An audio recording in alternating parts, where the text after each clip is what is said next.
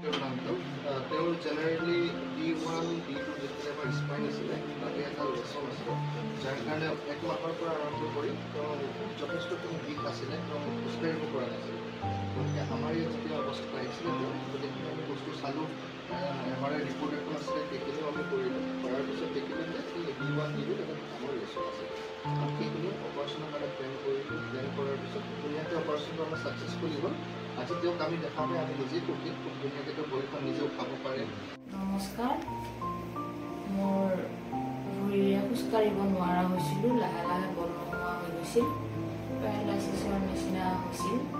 গুৱাহাটীত দেখুৱালোঁ, দেখুৱাত ডক্টৰ অশোক কইল ছাৰৰ তাত দেখুৱাইছিলোঁ।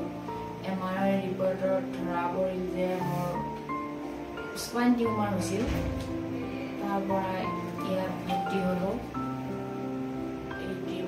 হস্পিটেলত। ইয়াত বিদিন ডেকা ছাৰৰ হাতত অপাৰেশ্যন হ'লোঁ। এতিয়া যথেষ্টখিনি সুস্থ হৈছোঁ আৰু খোজকাঢ়িব পাৰিছোঁ। বহুত ধন্যবাদ থাকিল হস্পিটেলত।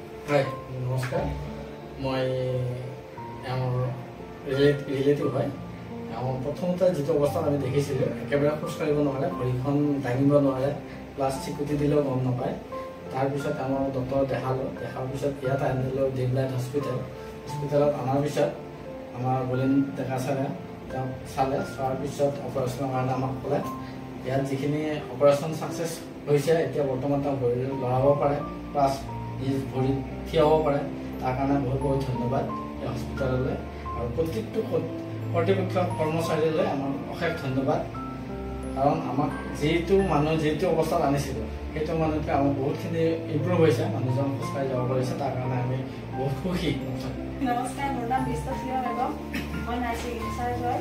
এওঁ ফাৰ্ষ্ট যেতিয়া আহিছিলে তেতিয়া মানে ভৰিৰে খোজ কাঢ়িব পৰা নাছিলে আৰু বহুতখিনিয়ে মানে বেয়া কণ্ডিশ্যনত আছিলে। যেতিয়া আমাৰ বলিন ছাৰে চাৰ্জাৰী কৰিলে তাৰপিছত এওঁ বহুতখিনি সুস্থ হৈছে আমি দেখা পাওঁতে, আৰু তেওঁ ভৰিৰে মানে এতিয়া লাহে লাহে খোজ কাঢ়িব পৰা হৈছে আৰু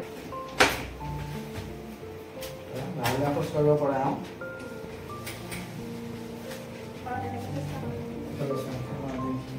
পাৰিম আৰু